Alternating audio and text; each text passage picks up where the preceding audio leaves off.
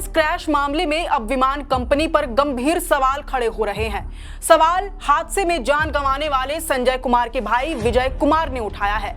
विजय का कहना है कि विमान कंपनी रेडबर्ड एयरवेज ने पहले तो झारखंड सरकार की सब्सिडी दर पर मरीज संजय कुमार को एयर एम्बुलेंस सेवा के जरिए रांची से दिल्ली ले जाने से इनकार कर दिया था।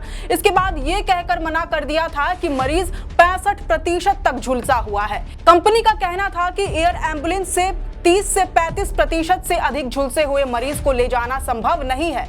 बाद में तय सब्सिडी दर से 3 लाख रुपए ज्यादा रेट पर सेवा देने के लिए कंपनी राजी हुई। वहीं सवाल नियमों की अनदेखी का भी उठ रहा है। झारखंड सरकार की आधिकारिक वेबसाइट airambulance.jharkhand.gov.in पर बताए गए नियमों के मुताबिक एयर एम्बुलेंस सेवा के लिए बुकिंग पूरी तरह से विमान की उपलब्धता और मौसम की स्थिति पर निर्भर करेगी। मगर जब 23 फरवरी को मौसम अनुकूल नहीं था, मौसम विभाग ने पहले ही पूर्वानुमान जारी कर दिया था, बारिश का अलर्ट जारी कर दिया था, उसके बावजूद विमान उड़ाने की इजाजत कैसे मिल गई? अब इन तमाम पहलुओं पर विस्तार से बात करें। सबसे पहले जोहार, नमस्कार, मैं हूं अंशु और आप देखना शुरू कर चुके हैं द फोर्थ पिलर लाइव। बीते 23 फरवरी को रांची से दिल्ली के लिए जो एयर एम्बुलेंस विमान रवाना हुई थी, उसके केंद्र बिंदु में मरीज संजय कुमार थे। उनके इलाज के लिए ही एयर एम्बुलेंस तैयार हुई थी।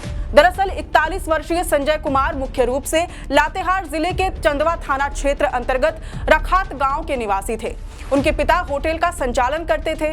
वर्ष 2004 में नक्सलियों ने उनके पिता की हत्या कर दी थी। इसके बाद पूरा परिवार चंदवा आकर रहने लगा।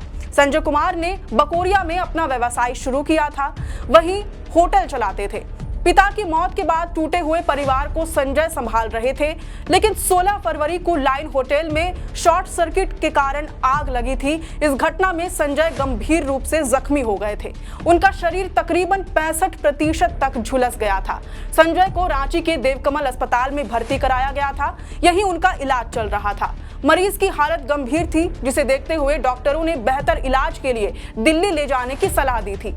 संजय के भाई विजय कुमार द्वारा दैनिक भास्कर को दिए बयान के मुताबिक डॉक्टरों की नसीहत पर परिवार संजय कुमार को सड़क मार्ग से दिल्ली ले जाने की तैयारी कर रहा था। हालांकि डॉक्टरों का कहना था कि इतनी गंभीर स्थिति में सड़क मार्ग से ले जाना जोखिम भरा साबित हो सकता है।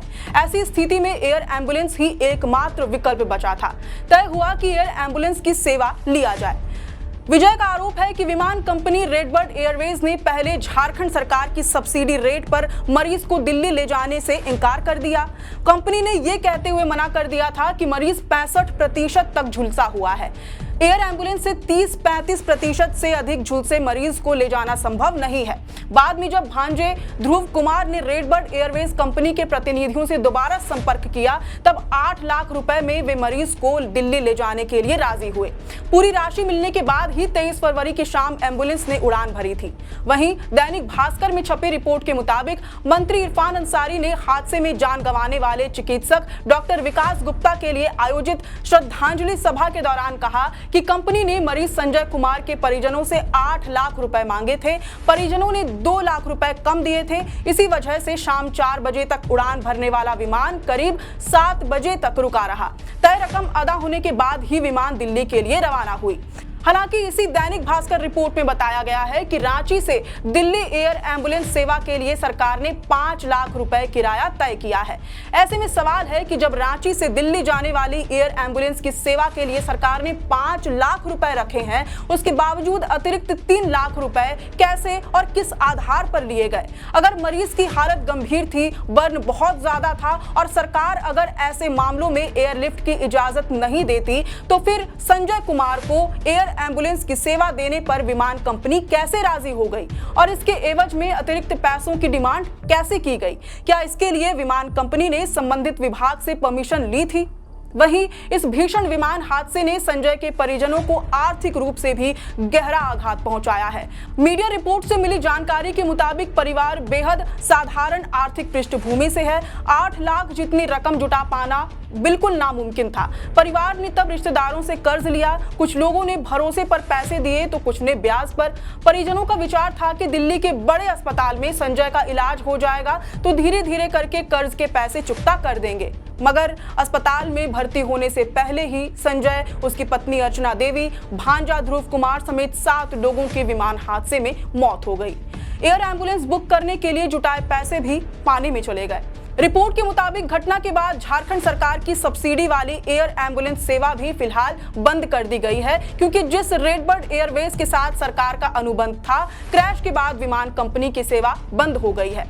गौरतलब है, झारखंड सरकार ने 28 अप्रैल 2023 को एयर एम्बुलेंस की सेवा शुरू की थी। यह सेवा उन मरीजों के लिए है जिन्हें झारखंड के अस्पतालों जैसे रिम्स या निजी अस्पताल से बाहर बेहतर इलाज के लिए रेफर किया गया हो, या फिर जिनके पास समय कम है और उन्नत चिकित्सा की तुरंत आवश्यकता है।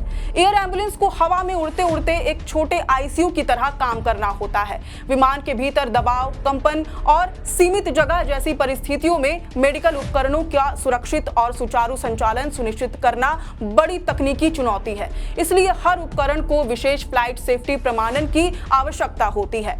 इसका सबसे बड़ा फायदा है समय। जहां सड़क के रास्ते 10 घंटे लग सकते हैं, वहां एयर एम्बुलेंस 1 से 2 घंटे में मरीज को पहुंचा देता है। बहरहाल इन सब के बीच सवाल यह है कि क्या रेडबर्ड एयरवेज प्राइवेट लिमिटेड के लिए इंसानी जिंदगी की कोई कीमत नहीं है? क्या पैसा किसी की जिंदगी से ज्यादा कीमती है? क्या पैसों के लिए दिल को पत्थर बनाया जा सकता है? क्या पैसों के लिए संवेदनाओं को पूरी तरह से मार दिया जाएगा? क्या विमान उड़ाने वाली कंपनियां पैसों के लिए कुछ भी कर सकती हैं? क्या कुछ और लाख रुपए के लिए किसी की भी जिंदगी को जोखिम में डाला जा सकता है? इस हादसे में केवल मरीज संजय कुमार की जान नहीं गई, उनकी पत्नी अर्चना, भांजे ध्रुव कुमार, डॉक्टर विकास गुप्ता, पायलट कैप्टन विवेक विकास भगत और को पायलट स्वराजदीप सिंह समेत एक नर्सिंग स्टाफ की भी जान गई। क्या इन जिंदगियों की कोई कीमत नहीं है?